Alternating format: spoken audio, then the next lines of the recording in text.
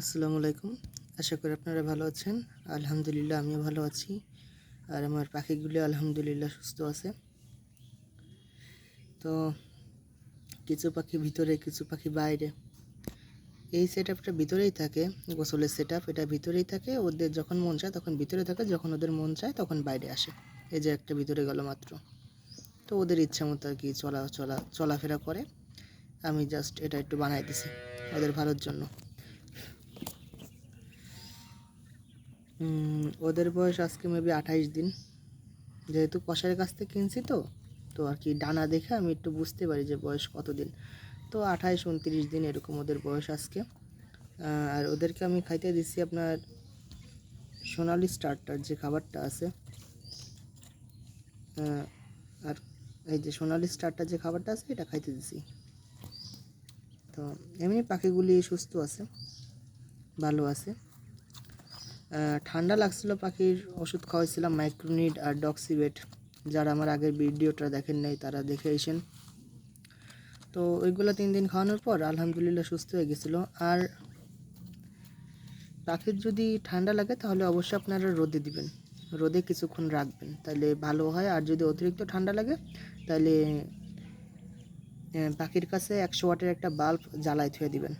এটা তো সাময়িক কিছুদিনের জন্য, বুঝছেন? এটা তো সারাদিন সারা জীবনের জন্য না যে আপনার কোয়েল পাখি পালতে হলে বাল্ব দিতে হবে, এরকম কিছু না। যদি আল্লাহ না করুক যদি আপনার পাখি অসুখ হয় বা ঠান্ডা লাগে তাহলে আপনারা না হয় আপনি একটু 3 দিনের জন্য 100 ওয়াটের একটা বাল্ব লাগায় থুইতেই পারেন, এটা স্বাভাবিক। আর আপনাদেরকে একটা কথা বলে রাখি, এই যে ভিতরে বিষটা আর পালক দেখতেছেন, এগুলো আপনারা ফেলাই দিবেন, ঠিক আছে? এগুলো আপনারা ফেলাই দিবেন, এগুলো থেকে রোগ হওয়ার সম্ভাবনা থাকে। আর রোদ উঠছে, একটু রোদে দিই ওদের।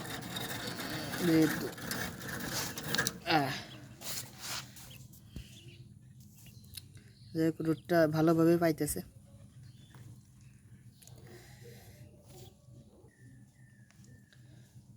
আর আপনারা আপনাদের পাখিকে আর কি একটা হিউম্যান, একটা মানুষের যেরকম অসুবিধা বা সুবিধা থাকে সেরকমই ওদেরকে আর কি করবেন, মানে ওদেরকেও সেরকম ভাববেন। কারণ আপনি জানেন যে আপনার কোন জিনিসটায় ক্ষতি হয়, কোন জিনিসটায় ভালো হয়, বা আপনার অতিরিক্ত ঠান্ডা লাগলে আপনার এখন কী করা উচিত, বা আপনার অতিরিক্ত গরম লাগলে তখন আপনার কী করা উচিত।